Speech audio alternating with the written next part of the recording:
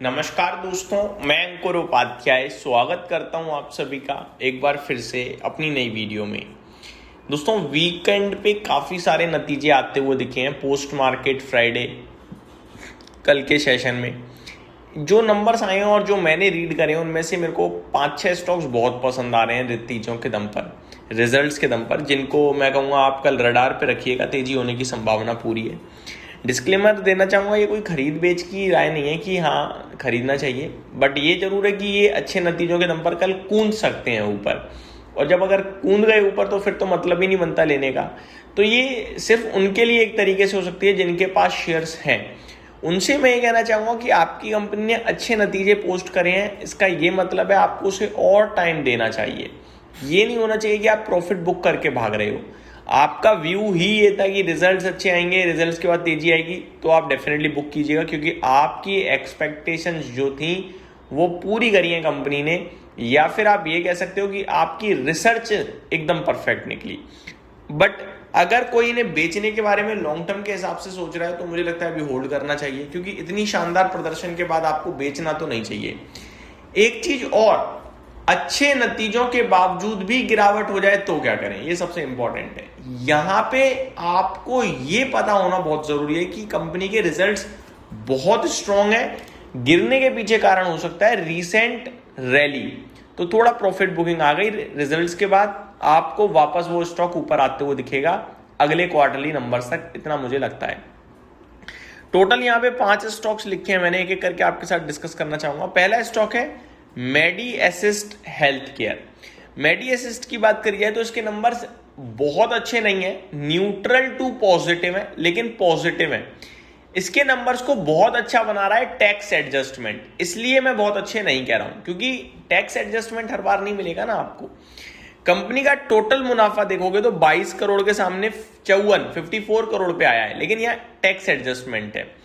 95% मार्च quarter में tax company को revert मिला है, जिसकी वजह से मुनाफा बढ़ गया है काफी तेजी से। अदरवाइज आप ऑपरेटिंग लेवल पे देखोगे तो 41 करोड़ के सामने 48 करोड़ का प्रॉफिट आया है साल दर साल, और 45 करोड़ से 48 करोड़ हुआ है क्वार्टर ऑन क्वार्टर। तो न्यूट्रल टू पॉजिटिव है, लेकिन पॉजिटिव है, और जो मेन मुनाफा है उसमें जंप जो है उसके पीछे टैक्स एडजस्टमेंट है। ठीक है, अगर मैं बात करूं मार्जिन की तो 22% से 20% रह गए हैं साल दर साल, लेकिन 19% से 20% हुए हैं क्वार्टर ऑन क्वार्टर।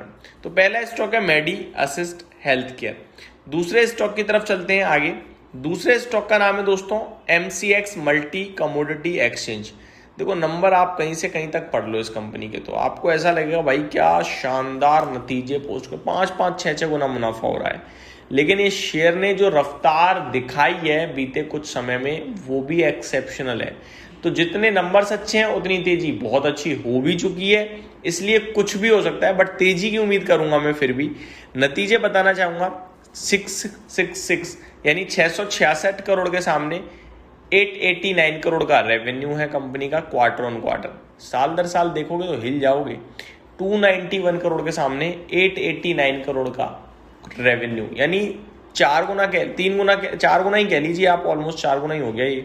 तो काफी शानदार है। मार्जिन 55% से 75%, क्वार्टर ऑन क्वार्टर 74 से 75, मुनाफा 135 करोड़ से 530 crore, quarter on quarter 401 crore से 530 करोड़।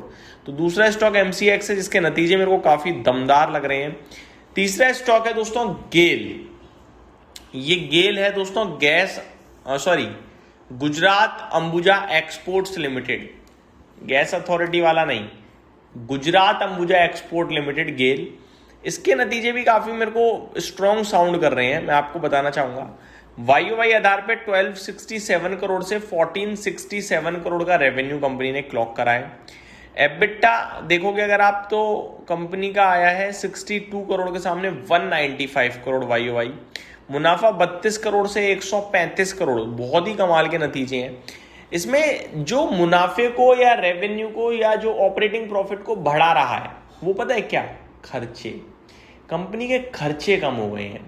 अदरवाइज आप नोटिस करो तो YOY तो सब स्ट्रांग है, लेकिन क्वार्टर ऑन क्वार्टर रेवेन्यू घटा है। रेवेन्यू 1484 करोड़ से 1467 करोड़ पे आया है, लेकिन एबिटा अगर आप नोटिस करोगे तो 99 करोड़ से 195 करोड़ है, यानी बेहतरीन डबल क्यों? क्योंकि एक्सपेंसेस बहुत कंट्रोल हो गए हैं। जो एक्सपेंसेस लास्ट क्वार्टर में 1385 करोड़ थे वो इस बार 1272 करोड़ रह गए हैं।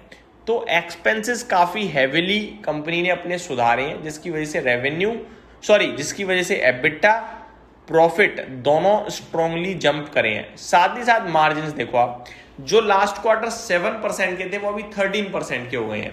जो लास्ट ईयर सेम क्वार्टर में 5% के थे वो 13% है। तो ये नंबर भी मेरे को काफी स्ट्रांग लग रहे हैं दोस्तों। चौथा स्टॉक है northern arc capital. Northern arc capital की बात करी जाए तो इस कंपनी की भी नतीजे मेरे को स्ट्रांग ही लग रहे हैं। सबसे पहले आपके लिए शेयर करना चाहूंगा फाइनेंसिंग प्रॉफिट YoY 36 करोड़ से 177 करोड़, मेन प्रॉफिट 38 करोड़ से 133 करोड़ साल दर साल। क्वार्टर ऑन क्वार्टर देखोगे 102 करोड़ से 133 करोड़, तो बहुत स्ट्रॉन्ग नंबर्स लग रहे हैं नॉर्दर्न आर्क कैपिटल के भी। तो ये स्टॉक भी मुझे लगता है कल के लिए रडार पे रहना चाहिए। Last but not the least rain industries. कल मैंने इसके ऊपर एक डिटेल वीडियो भी बनाई थी कि कैसे इस स्टॉक पे बड़े इन्वेस्टर बड़े लंबे समय से बुलिश हैं। रिसेंटली डॉली खन्ना जी का नाम भी आया है शेयर होल्डिंग पैटर्न में।